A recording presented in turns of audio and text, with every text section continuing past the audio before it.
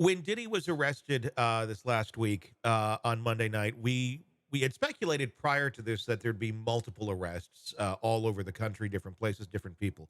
That did not happen. They took down Diddy.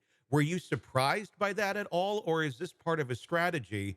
'Cause they did clearly say this is an ongoing investigation. There's very likely will be other charges brought, whether it be against Diddy or other individuals. Is this kind of one of those things right now where, okay, we got the kingpin, now let's watch everybody scatter, talk, basically let them incriminate themselves now that we, just, threw a giant rock in this pond. That appears to be the federal government's strategy, and it's a bit uncommon, especially in a RICO case. Often in a RICO case, the kingpin is indicted, but also the underlings, the other folks, affiliates, those sort of things, are also indicted as part of a showing of force from the government that, hey, like, we know what's up, and we know these 20 people are involved, and who wants to come give us information? Here, they didn't do that, and I think it's in part a sort of veiled threat towards those folks to see how they're going to react. And without like directly going to them and saying, "Hey, we know you're involved. We have you on video." Are they just like, okay, let's see what they do. Let's see how they act, or maybe, or have they gone to some of these people already and basically have given them immunity? You tell us what you know, and we're going to squeeze you, and then okay, then that's why maybe there weren't more arrests already. I don't know for sure. My guess, though, is that the government has identified several folks who are higher up, and those folks probably knew, could hear the footsteps, knew the storm was coming, have probably lawyered up. It would not be uncommon for prosecutors to get in touch with those folks and/or their attorneys, sort of off the record, to say, "Hey, do you want to negotiate a deal to protect your dude or not?" Mhm. Before they disclose publicly who those people are. There's a lot of people who were close with him, and there's a lot of speculation of, I guess, how involved they were. I mean, it's almost been, a secret that wasn't a secret, because so many people, interviews over the years, have talked about Diddy's parties in not talking about them by saying there's certain things I can't talk about here. I know Ashton Kutcher had said that. There's an image even on Beyonce's Instagram still of Diddy and Jay-Z sitting next to each other on a couch with their mouths being covered like we can't talk. Um, Having knowledge of this sort of stuff, um, is that criminal in itself, and not reporting it and not doing anything about it? I mean, obviously they all have the money, so they're living in a different land.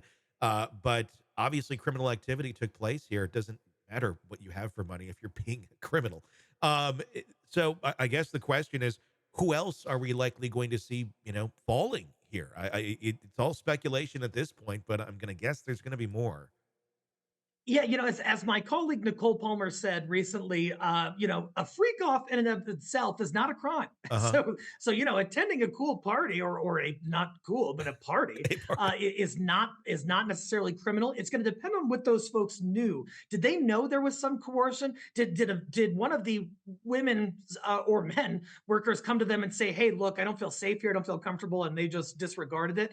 That's when we start to get to the level of possible criminal liability. In terms of the individuals, I would be looking, if I was the prosecutor, at Diddy's close circle, business wise and otherwise, Bad Boy Entertainment, his other ventures, to really try to ferret out if any of those folks had direct involvement in these allegations. Let's talk about that. I mean, record companies and things of that nature. I mean, Bad Boy is a subsidiary, and I forget what it's a subsidiary of. But I would think there'd be some knowledge within the record companies. I know in some of the civil suits, the record companies are named, saying, "We believe you couldn't not know what was going on with your star over here." Are we going to see possible charges and things like that on the business side for some companies that may have, helped fund, been participating somewhat, on an economic level with this stuff? It's surely possible. And the gentleman's name escapes me, but this week, after the Diddy arrest happened, a high level record executive, I forget which record company, but was associated with Diddy, resigned. And everyone is saying, "Hey, is there some relationship there?" And so, in looking at it, the allegations of bribery, obstruction of justice, essentially covering up crimes, often involved monetary payments. And were any sort of business types involved in those transactions? And if so, what knowledge did they have? That's going to to be a pressing question for authorities. Lots of questions and lots of people involved in this. I'm imagining there's a lot of scared people right now as well that are sitting around going, "Okay, what's going to drop next?"